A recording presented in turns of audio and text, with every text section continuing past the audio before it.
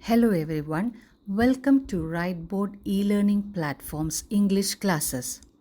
In today's class, we are going to discuss about verbs. What are verbs? Words used for predicating are called verbs. That is, words used to say something about some person or thing are called verbs. Verbs are the most essential element in a sentence. There is no existence of a sentence without a verb. Due to its pivotal importance, the verb has a quality of changeability using which can generate various kinds of sentences. Verbs are of various kinds. Now let us look into the kinds of verbs.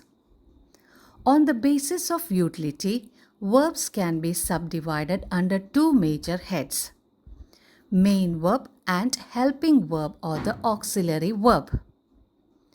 What is a main verb? Those action words which have both the individual meanings and identity are called main verbs. For example, appreciate your performance. Here, the word appreciate does not change its meaning even when it is used as an individual word. That is, even when it is used as an individual word or in a sentence, the word appreciate does not change its meaning. It has its own individual meaning and identity. Such words are called main verbs. Next, helping verb or auxiliary verb. Those words which in association with the main verbs provide a definite meaning and identification to the sentence are called helping verbs or auxiliaries. For example, she is reading a book. In this sentence, reading is the main verb. The word is a helping verb and it's used with the main verb reading to show the continuity of the action. So, the sentence is in the present continuous form. Now, on the basis of object, the verbs are subdivided into two kinds: transitive verb and intransitive verb. Let's look into transitive verb. Those main verbs which are accompanied with some direct or indirect object or which affect something directly or indirectly are called transitive verb. In the sentence, a lecturer delivers lectures. Lecturer is the subject, delivers is the verb, and lectures is the object. Here, the verb delivers is attached to the word lectures.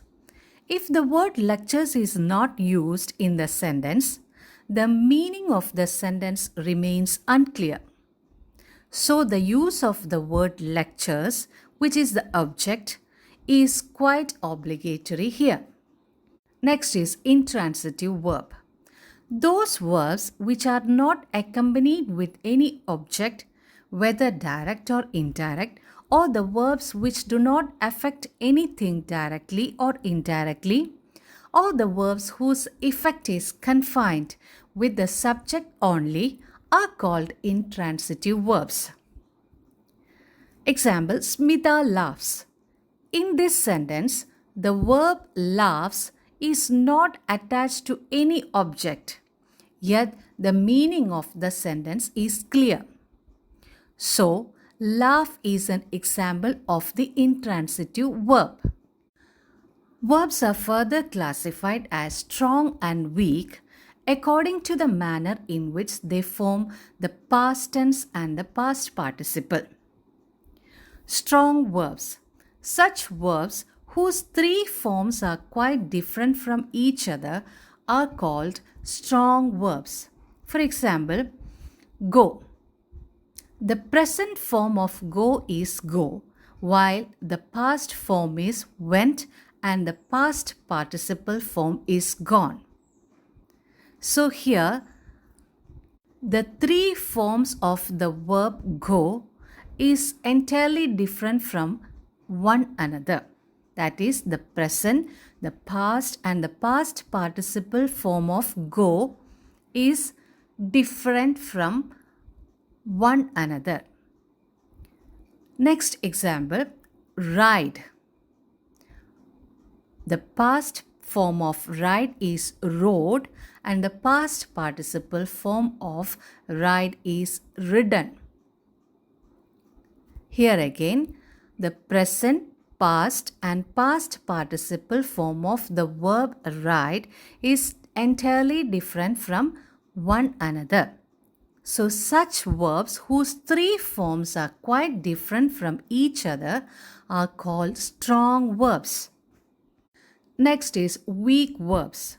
These verbs have at least two forms same in spelling. That is either the present or the past, or the past and the past participle, or the present, past and the past participle will be the same in spelling. For example, cut. The present form of cut is cut. The past and the past participle form of cut is again cut. So all the three forms of the verb cut are of same in spelling. Let's look into another example. Clean. The present form of the verb clean is clean, while the past and the past participle form are cleaned. So here, two forms have the same spelling.